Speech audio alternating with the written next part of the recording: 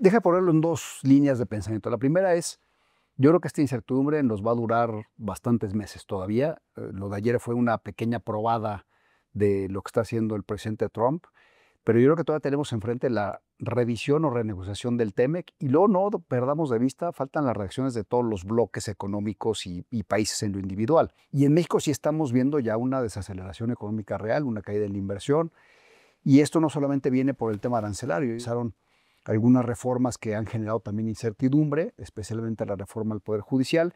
Entonces, esta combinación hace que los inversionistas hagan una pausa para tener las reglas del juego muy claras y luego poder decidir invertir. Ahora, yo diría, México tiene un sistema financiero súper sólido, muy líquido, y lo hablamos casi, diría, cada año con las convenciones y en algún momento, y creo que no sobra volverlo a decir. México tiene uno de los mejores sistemas financieros del mundo en términos de inversión y de regulación. O sea, cuando hablamos de la solidez del sistema, tiene que ver porque nuestro regulador hizo bien las cosas, especialmente porque aprendimos de la crisis del 94. Durante muchos años, diría algunas décadas, es que el sistema tiene suficiente capital, suficiente liquidez y lo que nos faltan son proyectos, es demanda de crédito. Y esto tiene que ver, pues, que en México no ha habido suficientes proyectos de infraestructura, pocos proyectos de energía, lo que hemos hablado permanentemente, que en otros países pues, están puestos en la mesa y es recurrente. Ojalá el Plan México logre aterrizar mucho de esto que le falta al país y que son déficits y que a la vez es una gran oportunidad en términos de inversión. Pero yo creo que las reglas claras las veremos todavía falta para que tengamos las reglas claras y por tanto la inversión de proyectos que están ligados a la exportación, yo creo que seguirán un poco en pausa, porque si tú eres el ejemplo más fácil, ¿no? Tú eres una armadora y piensas que ya están definidas las reglas, con lo de ayer me parece que no está tan claro y por tanto vas a esperar a que se haga la revisión del tema. Entonces vas a pausar tus inversiones. Tampoco quiere decir que se van a ir a Estados Unidos, las van a pausar. Pero creo que uno de los retos que tenemos en esta coyuntura es enfocarnos a lo que no hemos hecho y al mercado interno. Cuando hablamos del Plan México, que el plan tiene desde el punto de vista de conceptualización muy buenas cosas, nuestro reto es aterrizarlo. Puede servir de un efecto contracíclico en términos de la falta de inversión por otros motivos y nos terminará siendo una economía más competitiva y preparándonos cuando vengan los crecimientos reales. No solamente hay una muy buena interdependencia y correlación de lo que estamos ejecutando económicamente, sino la complementariedad es bastante evidente. Entonces, esa racionalidad terminará imperando y tenemos que estar listos para ese momento. Si en ese momento, dentro de 2 años o dentro de año y medio, estamos pensando en resolver estos cuellos de botella, sería un error. Hay que resolverlos ahorita porque además sirve, como decía, de política contracíclica, ¿no? Los actores de estos dos sectores que acabo de describir tienen mucha claridad en esperar las reglas. O sea, y reglas que son un ejemplo muy sencillo. Oye, dime cómo va a ser el autoconsumo. ¿Qué reglas aterrizadas son? ¿Cómo me puedo conectar a CFE como respaldo? O sea, defíneme ese conjunto de reglas que todavía no están detalladas y entonces empiezo a invertir porque sí ven una oportunidad. Claro que les preocupan otras cosas como la reforma al Poder Judicial y demás, y te lo verbalizan, ¿no? Pero hay mecanismos para resolverlo. Bueno, yo diría, veo bajo riesgo, es decir, si el 1 es bajo riesgo, a lo mejor un 2, un 3 máximo, y eso tiene que ver por la indefinición que tenemos. O sea, ahí es donde veo más el riesgo en lo particular. Cuando decía México está cumpliendo regulación de lo más alto a nivel internacional, pues México en términos de lavado de dinero estamos muy ligados a lo que está definiendo Estados Unidos y por tanto nuestro regulador. Estamos muy cerca de Gafi, este grupo de acción antiterrorista internacional que va definiendo reglas y especialmente por la vinculación que tenemos económica con Estados Unidos, hemos ido levantando el estándar en términos de prevención de lavado. Me parece que la interacción con la presidenta en ese sentido ha sido bastante positivo, es decir, hay apertura para escuchar dónde están los problemas y cómo resolverlos.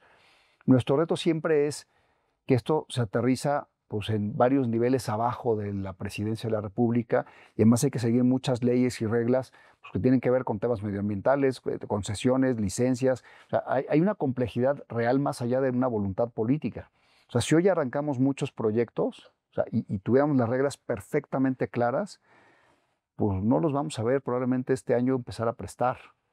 Entonces, por eso urge, ¿no? Y no los vamos a ver este año porque pues pasa proyectos ejecutivos, licencias, permisos, en el tema de infraestructura, derechos de vía, o sea, hay una complejidad alrededor que por más voluntad que tengas, tienes que seguir esos pasos, ¿no?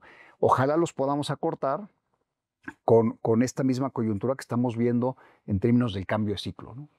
Si tú nos ves de mediano y largo plazo, seguiremos creciendo y seguiremos avanzando. Si vemos 30 años atrás y vemos el TEMEC, México ha avanzado muchísimo desde el NAFTA y es un mejor país en muchos sentidos. Yo creo que en 30 años México va a estar mejor que lo que estamos hoy y vamos a seguir creciendo por la ubicación geográfica, por todo esto que acabo de escribir. La gran pregunta es, ¿qué tanto mejor? Vamos a ser capaces de aprovechar toda la oportunidad que tenemos en este momento. Nearshoring que acabas de hablar, esto de la demografía, la bancarización, la formación de clases medias, esto que siempre hablamos, pero que al final lo traducimos en indicadores económicos. Y yo diría, la diferencia más importante va a ser si lo aprovechamos de manera extraordinaria o no, son millones de pobres menos. México sí tiene un problema de recaudación fiscal. Y cuando hablamos de reforma fiscal, hay que cuidar muchísimo que no sea sobre los mismos contribuyentes cautivos, porque los vas a hacer ser menos competitivos respecto del mundo. Reformas fiscales dirigidas a las industrias tampoco es bueno. Entonces, yo no veo y no hay en el diálogo con el gobierno ni en esta admisión ni en la anterior algo específico contra la banca, que por cierto, la banca tiene un nivel de capital invertido altísimo y paga muchos impuestos. Cuando ves los comparativos contra otras industrias, es lo que nos toca en el crecimiento que estamos teniendo. Entonces, una política fiscal dirigida a la banca me parece que sería en el sentido contrario de apalancar el crecimiento de la economía en la banca. Entonces, y por eso yo creo que han sido tan claros en términos de no hacerlo y me parece que no va a ocurrir. Y cuando hablamos de una reforma fiscal, tenemos que hablar de cómo incorporamos más contribuyentes, cómo combatimos la informalidad, cómo cerramos huecos, ¿no? Y hay cosas muy ilustrativas de esto. O sea, tú tienes 55% de la población que es informal o con algún grado de informalidad. Y ese 55% produce solo el 25% del PIB. Cuando hablamos de cerrar brechas de desigualdad, ahí hay una. Es decir, necesitamos que se formalice la economía y que se formalicen las personas y como derivados serán las empresas. El gran reto es formalizar a las pymes. Las pymes no se bancarizan o no se formalizan porque no quieren ser, obviamente, tener esa trazabilidad. Creo que tenemos que aprender de cosas que han ocurrido en otros lados del mundo. A las pymes hay que darles facilidades de fiscalización, o sea, de pago de impuestos, y lo más relevante es que ellos formalicen a sus empleados. Nos debería de propiciar hacer una cruzada casi como sociedad en el combate al efectivo, en donde el objetivo no es fiscalizar, eso será una derivada, es darle trazabilidad a la economía, es bajar la corrupción, es bajar la inseguridad, porque la inseguridad no se da en pagos digitales. Entonces, hoy la tecnología que tiene la banca, la tecnología que tienen muchas industrias y empresas te permite hacer esto. Y hay que aprender otra vez de otros países. O sea, ¿cómo bajas el efectivo? Pues generando incentivos y generando restricciones en el uso. Y creo que es una gran oportunidad para hacerlo. Y la reforma fiscal tiene que ir enfocada también a eso, ¿no? Cómo formalizamos y sobre todo cerrar huecos. Huecos como las aduanas. Las aduanas, tenemos que lograr que las aduanas hagan completamente su función porque hay muchos huecos de recaudación, pero sobre todo que impactan industrias que no pueden crecer porque hay una competencia desleal. Y luego Sabadell va a ser un complemento. Es decir, realmente la operación de Sabadell ocurre por la lógica del mercado español.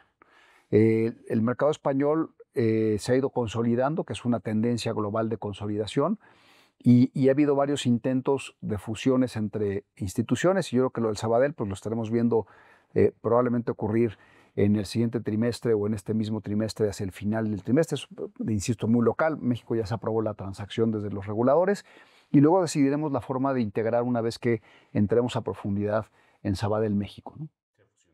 Para mantenerte en el mercado, visita alceo.com. Estamos en todas las redes sociales y podcast.